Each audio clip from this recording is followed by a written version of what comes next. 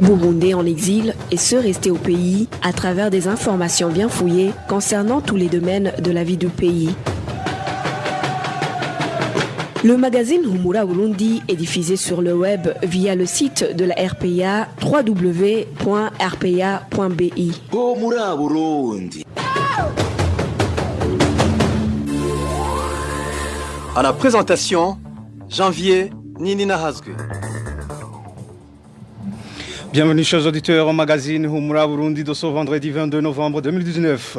À la présentation, vous êtes avec Janvier Ninahazwe comme vous venez de l'entendre, et à la cabine de son ingénieur Égide Mouemero et Inès Gakiza pour la prise d'image. Sans trop tarder, passons immédiatement au titre du magazine. Aucun bar ou encore bistrot n'est autorisé à fonctionner au-delà de 21h dans la municipalité de Bujumbura. Mesure prise par le maire ce vendredi. Une mesure pourtant arrêtée après l'annonce du ministre de l'Intérieur selon laquelle la paix et la sécurité inondent toute l'étendue du pays. Le comité de gestion du centre de santé de Kivoga en province Rutana dénonce les malversations opérées par le titulaire de santé à cette structure sanitaire. Le développement des titres, c'est dans quelques instants. Nous vous invitons encore une fois à être les bienvenus.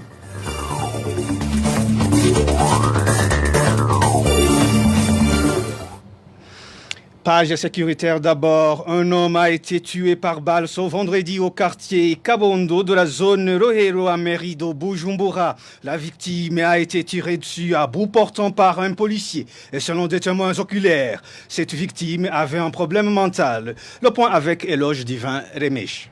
L'homme assassiné est prénommé Janvier et habité dans la zone Yakabiga de la commune Mukaza. Les informations provenant du quartier Kabondo indiquent que la victime a été exécutée là où l'on nettoie des véhicules près du terrain dit Tempête. Ce policier venait pour faire nettoyer son véhicule de type Hilux. Le prénommé Janvier, qui selon nos sources avait un problème mental, s'est approché du véhicule, ce qui n'a pas plu au policier et de lui ordonner de s'en éloigner. La victime a par la suite pris un caillou et l'a lancé au policier, lui blessant ainsi au niveau de la tête. Sans hésitation, le policier a pris son arme de type pistolet et a tiré sur Janvier, le blessant au niveau du ventre, de la jambe ainsi qu'au niveau des hanches. Continue les mêmes sources. Les individus qui étaient sur place au moment des faits ont essayé d'empêcher le policier de commettre l'irréparable, lui signifiant que le prénommé Janvier avait des problèmes mentaux, mais sans succès. Le policier s'est par contre rendu dans son véhicule, a pris son autre arme de type Kalachnikov pour achever la victime en lui tirant une balle au niveau du cœur. Selon les témoins oculaires, le policier lui a tiré dessus en se vantant qu'il ne peut pas accepter qu'une personne qui a manifesté contre le troisième mandat le dérange. La rédaction de la RPA a essayé de joindre Pierre Nkurikiye, le porte-parole de la police nationale du Burundi, mais il n'a pas décroché son téléphone.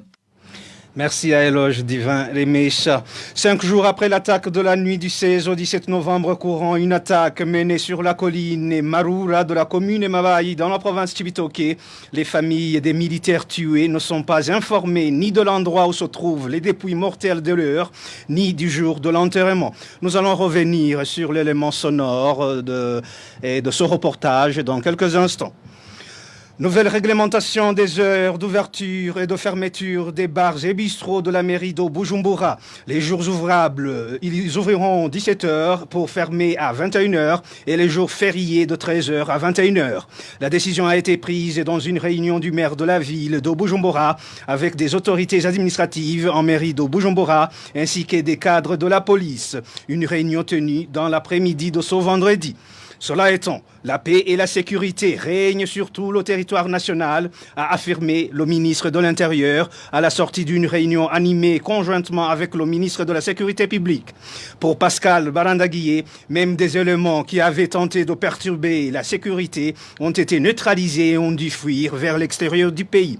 Écoutez Pascal Barandaguié, il est ministre de l'Intérieur. Je dois vous rappeler que des 4 coins du pays, la paix la sécurité règne sur tout le territoire. Même pour ces saboteurs qui sont venus dans la Kibira, ils sont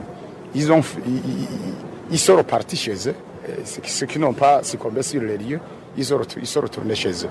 Autrement dit, aujourd'hui, chacun en ce qui le concerne, y compris vous aussi les journalistes, tout le monde est concerné sans exception. À la veille des élections de 2020, le ministre Barandagui fait savoir que les forces de l'ordre et de sécurité vont être beaucoup plus vigilantes afin de prévenir contre d'éventuelles perturbations.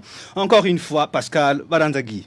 Aujourd'hui, il s'agissait effectivement d'analyser les voies et moyens de travailler en faveur des élections paisibles. Comme les administratifs et les chargés de la sécurité sont les premiers intervenants en matière de sécurité, ce sont les premiers concernés en ce qui concerne la préparation des élections paisibles. Donc chacun a été conscientisé sur le rôle qu'il doit jouer en faveur de cet noble objectif que les élections paisibles. Voilà essentiellement le message qui a été donné aux participants de la réunion. Comme vous le savez, la question sécuritaire en ce qui concerne les administratifs et les commissaires de police, c'est un travail quotidien. C'est vraiment un travail de routine. Et seulement aujourd'hui, en plus de la routine, nous avons demandé à ces institutions d'être très vigilants. Nous avons recommandé la vigilance. Et essentiellement, nous avons recommandé la redynamisation des comités mixtes de sécurité, ainsi que le renforcement de la cohésion entre la quadrilogie. Et de cette manière, nous voulons que, je vous rappelle qu'on est à 6 mois des élections, nous voulons que nous arrivions à la date butoir des élections dans un climat paisible, dans un climat apaisé. Le ministre de l'Intérieur, Pascal Barandagui, et le ministre de la Sécurité publique, Alain Guillaume Bunyoni, avaient tenu cette réunion à l'intention des gouverneurs de province et des commissaires de police. Dans le cadre de lutter contre les crimes transfrontaliers, la police burundaise a tenu un point de presse ce vendredi pour dresser le bilan de l'opération dénommée Usalama 6, initiée par les polices des pays de l'Afrique orientale et australe. Côté burundais, l'opération a été menée du 30 octobre au 4 novembre cette année. Melchiade Rucheke, inspecteur général de la police, revient sur les crimes réprimés durant cette période. 221 kg, 250 grammes de cannabis et 683 boules ont été saisies. Des champs de cannabis ont été détruits à Rumongue et à Ruyigi. 8 personnes, dont 6 femmes et 2 filles, ont été interceptées dans la province de Muyinga en possession de faux documents de voyage. On a appréhendé 5 étrangers sans documents. 11 filets utilisés dans la pêche illicite, communément appelés filets maillons, ont été saisis et immédiatement brûlés. 2 pêcheurs utilisant les filets maillons ont été appréhendés. 520 véhicules ont été contrôlés. 143 sortes de médicaments dont la date de péremption a expiré ont été saisis. On a également saisi des produits alimentaires périmés. 390 pagnes ont été saisis. 223 kg d'engrais chimiques vendus illégalement ont été saisis. 12 520 litres de boissons prohibées ont été saisis. 6 usines de fabrication de Kanyanga ont été détruites dans la province de Rumongue. Melchiade Rucheke, il est inspecteur général de la police. Cette opération de lutter contre les crimes transfrontaliers a lieu chaque année et à la même période dans les 26 pays d'Afrique orientale et australe, dont le Burundi. Retrouvez les différentes productions de la RPA sur Facebook, YouTube, SoundCloud, Twitter et sur www.rpa.bi.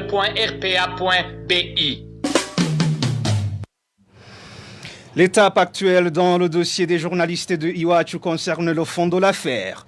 Ayant épuisé les voies de recours en ce qui est de la légalité de leur détention, leur avocat rappelle toutefois que la validité de l'ordonnance de maintien en détention est de 30 jours et que le tribunal en charge de l'affaire, à savoir le tribunal de grande instance de Ouanza, devra s'y prononcer après ce délai. Maître Clément Retirakidza est l'avocat des journalistes de Iwachu. Nous allons multiplier les diligences auprès du parquet de la République à Ouanza pour que le procureur de la République puisse transmettre les pièces du dossier au tribunal, donc au président de la juridiction, afin que celui-ci puisse fixer l'affaire pour être plaidé au fond. Cela doit être fait normalement dans 30 jours. Pourquoi? Parce que l'ordonnance de maintien en détention est valable pendant 30 jours, y compris même le jour où elle est rendue. Et à l'expiration de ce délai, la loi dit qu'elle doit être renouvelée par une décision motivée du juge et de mois en mois jusqu'à une année pour les infractions punissables jusqu'à 5 ans. C'était Maître Clément Retirakidza. Ces journalistes sont Egide Harerimana, Terence Mozenzi, Agnès Ndirubusa, Christine Kamikazi. Ils sont incarcérés depuis le 22 octobre. Ils ont été arrêtés en province Bubanza alors qu'ils s'y étaient rendus pour un reportage sur l'insécurité qui régnait en commune Musigati. À leur arrestation, ils étaient avec leur chauffeur Adolphe Massabalakidza qui vient d'être libéré provisoirement par la cour d'appel de Nahangwa. Ils sont accusés de complicité d'atteinte à la sûreté intérieure de l'État. Page droit de l'homme, un membre du parti CNL de la zone Nyagisozi en commune Busoni de la province Kirundo est détenu au cachot de cette commune depuis ce jeudi. Ce partisan du parti CNL est accusé par le chef de zone Nyagisozi de collaborer avec les groupes armés, ce qui est contesté par les habitants de la localité. N'est-ce pas, Innocent Valentin Singilanghav?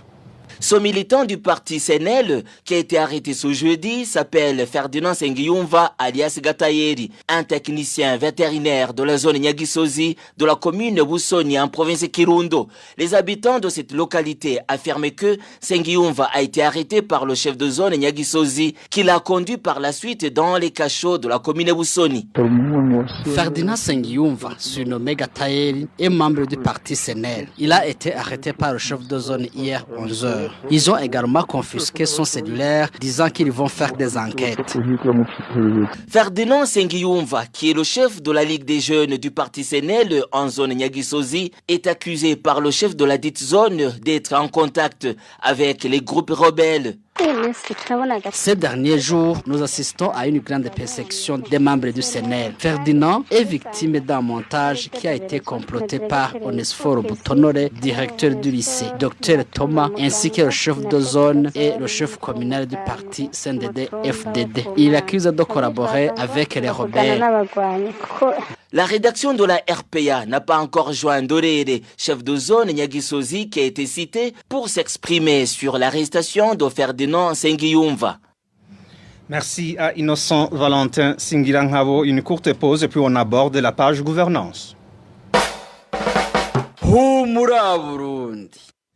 Le ministère de l'Environnement, de l'Agriculture et de l'Élevage devrait tirer une leçon de l'insuffisance de l'engrais chimique appelé FOMI observé dans tout le pays et ainsi éviter de toujours prendre des décisions hâtives. Réaction d'un ingénieur agronome. Pierre Claver Nahimana estime que au point où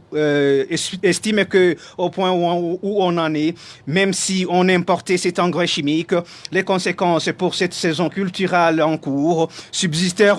Pour lui, la solution serait d'exiger à l'entreprise FOMI de reprendre la production et en quantité suffisante. Suivez Pierre Claver Nahiman. Oui, nous avons entendu qu'il y a des plaintes à gauche, à droite, qu'il y a beaucoup de manque d'engrais chimiques en provenance de l'entreprise burundaise qui fabrique ces engrais appelés FOMI. Quand nous avons été au courant qu'une entreprise qui fabrique de l'engrais chimique était installée au Burundi, surtout une entreprise burundaise. Tout le monde a été très content parce qu'on sait qu'auparavant, on devait importer tous les engrais chimiques. Donc, tout le monde a été très content de l'installation de cette usine au Burundi. Alors, au cours de cette campagne, effectivement, en collaboration avec le ministère de l'Agriculture, de l'Élevage et de l'Environnement, l'entreprise a fabriqué des engrais qui étaient supposés être suffisants pour les agriculteurs éleveurs qui avaient demandé cet engrais. Alors, c'est ce que nous avons entendu de la part des autorités habilitées, mais manifestement, après les prévisions, il s'est déclaré d'autres agriculteurs qui ne s'étaient pas fait inscrire, qui voulaient aussi de l'engrais. Et alors, on a voulu distribuer la petite quantité à toutes ces populations qui n'étaient pas prévues. Lorsque la prévision n'a pas été exacte, on entre dans le domaine de la spéculation. Effectivement, il y a des zones qui vont être défavorisées, qui n'auront pas accès à ces engrais. C'est la conséquence logique. Donc, peut-être qu'il y a une mauvaise prévision. Difficile de vous lancer dans une opération d'importation, le temps des semis, dépendant des engrais, ne vous attend pas. On risque d'être en dehors de la période de semis, de la période d'épandage des engrais. Et la seule solution qui serait urgente, c'est que je pense que c'est ce qu'ils sont en train de faire, c'est que l'usine se mette très rapidement sur place à fabriquer au moins une partie de ces engrais pour que on puisse avoir un surplus sur ce qu'on a déjà distribué. Ingénieur Pierre Claver, Nahiman a réagi après que le ministère de l'Agriculture ait sommé à tous les administrateurs de traquer tous ceux qui spéculent en stockant les engrais chimiques pour les revendre à un prix exorbitant. La mauvaise organisation des activités et la malversation du patrimoine de l'hôpital gangrène le centre de santé de Kivoga, situé en commune et province Rutana. Dans une lettre que les membres du comité de gestion de ce centre de santé ont adressée au médecin provincial de la santé à Rutana, le titulaire de ce centre de santé est reproché de cette mauvaise gouvernance. Ces membres du comité de gestion plaident pour le redressement de cette structure sanitaire. Les détails avec Clovis Nyonzima. Dans cette lettre adressée au médecin provincial de Rutana, le comité de gestion du centre de santé de Kivoga indique qu'Obed Raban, titulaire de ce centre de santé, ne consulte plus ce comité avant de prendre des décisions. De plus, selon le même comité, il planifie des projets qui ne sont jamais exécutés alors que les fonds alloués à ces projets ont été débloqués. Cette correspondance souligne que, pour le moment, le centre de santé de Kivoga a déjà contracté une dette de presque 12 millions de francs burundais alors qu'à rentrer en fonction du comité actuel, ce centre de santé disposait de 16 millions de francs burundais dans ses caisses. Cette mauvaise gestion, révèle ce comité, serait à l'origine du dysfonctionnement du centre de santé dont le manque criant de médicaments. Pour le même comité, comme si cela ne suffisait pas, il arrive que le centre de santé soit privé d'électricité pour non-paiement de factures. Comme conséquence, certains médicaments qui sont conservés dans les frigos deviennent inutilisables. Intouchable car étant le vice-président du parti CNDD-FDD en commune Rutana, Obed Raban se serait même arrogé le droit de débiter les comptes de ce centre de santé sans en informer le comité de gestion. Dans cette lettre, ce comité regrette également le fait que même les 2 salles construites par le projet PHA, Project Human Aid Burundi en anglais, pour permettre la séparation des hommes, des femmes et des enfants admis en salle d'observation, sont titulaires. S'en est approprié une partie pour en faire son bureau. Ce comité de gestion de ce centre de santé termine cette correspondance en demandant aux autorités habilitées de faire leur possible pour redresser cette situation. Vous saurez qu'il y a presque une semaine, les habitants de la commune de Rutana se sont plaints de ne plus bénéficier de soins appropriés à ce centre de santé. Contacté à propos, Obed Raban, le titulaire de ce centre de santé, indexé dans cette malversation, s'est refusé à tout commentaire. Merci à Clovis Nyonzima pour ce reportage. Mais avant de clore ce magazine, revenons sur l'attaque de la nuit du 16 au 17 novembre courant. Une attaque menée sur la colline Marura de la commune Mabayi dans la province Chibitoke, et où 5 jours après, les familles des militaires tués ne sont pas informées ni de l'endroit où se trouvent les dépouilles mortelles de l'heure, ni du jour de l'enterrement. Le point avec Walter Kwizera. Les militaires qui ont laissé la vie dans l'attaque perpétrée la nuit du 16 au 17 novembre à Marura ne sont toujours pas connus. Mais la RPA a pu connaître certains noms des victimes. En plus du major Révériengo Mirakiza, la RPA a pu identifier une famille du quartier Nyabugete en zone Kanyosha de la mairie de Bujumbura qui a perdu le père de famille et qui faisait partie de la position attaquée. Il y a également un militaire prénommé Claude, originaire de la colline Kunganji, zone Rusengo de la commune et province Ruyigi. Un autre militaire de la même colline aurait péri dans cette attaque et un autre blessé. Toutes ces victimes sortaient fraîchement du centre d'instruction CI en jargon militaire. L'autre victime identifiée par la RPA est le surnommé Segenya, domicilié en zone Muzinda, commune Lugazi de la province Bubanza. Jusqu'à présent, personne ne connaît l'endroit où reposent toutes ces victimes, excepté pour le major Ngomirakiza qui, selon les membres de sa famille, se trouverait à la morgue de l'hôpital militaire de Kamenge. Certaines sources au sein de l'armée régulière font savoir que les autres auraient été déposés en un endroit communément appelé Guantanamo, un endroit où étaient logés les militaires du Népal qui étaient venus au Burundi en mission de maintien de la paix. 2 parmi les familles qui ont perdu les leurs indiquent qu'ils ont été informés que l'enterrement est fixé au mardi prochain. Mais jusqu'à présent, il est difficile de connaître avec exactitude le nombre des victimes, le dernier chiffre officiel rendu public étant celui de 8 morts, un chiffre annoncé par l'armée burundaise dans la fraîcheur des faits. Merci à Walter Kwizera. C'est par-ci, amis chers auditeurs et auditrices, que nous mettons fin à ce magazine Humura Burundi de ce vendredi 22 novembre 2019. Merci pour votre aimable écoute. Merci à toute l'équipe de la rédaction pour le traitement de toutes ces infos. Merci à l'ingénieur Ejide Mremero et à Inès Gakidza pour la bonne collaboration technique. À la présentation, vous étiez avec Janvier Ninina Hazoué. Bon début du week-end.